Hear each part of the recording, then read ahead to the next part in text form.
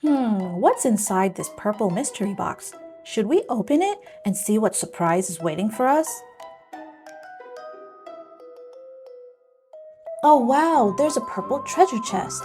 There's also a purple key with it.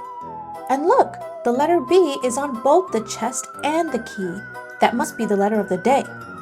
I wonder what's hiding inside. Let's open it with this key.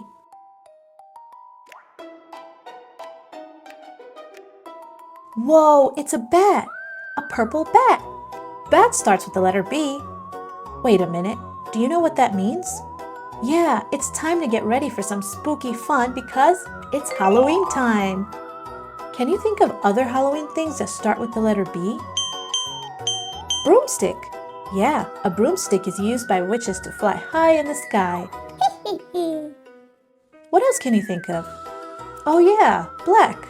Black is a Halloween color. You'll see black cats, black hats, and even black bats flying in the night sky. Guess what else starts with B?